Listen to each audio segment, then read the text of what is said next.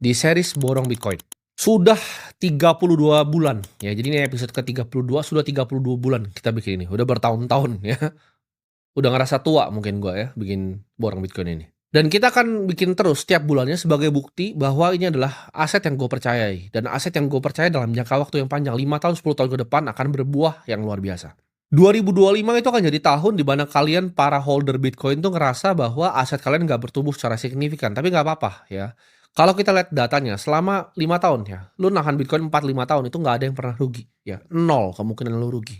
Kita mungkin bisa ngelihat aset-aset lain seperti S&P ya, seperti aset-aset yang lain juga, emas ya kan, perak bahkan, naik jauh lebih tinggi dibanding Bitcoin, tapi nggak apa-apa ya, layaknya semua aset, semua itu ada masanya dan semua ada waktunya. Ini justru saatnya menurut gue untuk kita punya conviction untuk terus gitu kan. Kita akan lihat ke depannya mungkin Federal Reserve akan mengubah kebijakannya ya, yaitu quantitative easing di mungkin 2026 di series Borong Bitcoin.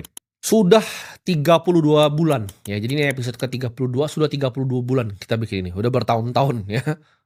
Udah ngerasa tua mungkin gua ya, bikin Borong Bitcoin ini. Dan kita akan bikin terus setiap bulannya sebagai bukti bahwa ini adalah aset yang gue percayai. Dan aset yang gue percaya dalam jangka waktu yang panjang, 5 tahun, 10 tahun ke depan akan berbuah yang luar biasa. 2025 itu akan jadi tahun di mana kalian para holder Bitcoin tuh ngerasa bahwa aset kalian nggak bertumbuh secara signifikan, tapi nggak apa-apa ya. Kalau kita lihat datanya, selama 5 tahun ya, lu nahan Bitcoin 4-5 tahun itu nggak ada yang pernah rugi ya, nol kemungkinan lu rugi. Kita mungkin bisa ngelihat aset-aset lain seperti S&P ya, seperti aset-aset yang lain juga, emas ya kan, perak bahkan, naik jauh lebih tinggi dibanding Bitcoin, tapi nggak apa-apa ya, layaknya semua aset, semua itu ada masanya dan semua ada waktunya. Ini justru saatnya menurut gue untuk kita punya conviction untuk terus gitu kan. Kita akan lihat ke depannya mungkin Federal Reserve akan mengubah kebijakannya ya, yaitu quantitative easing di mungkin 2026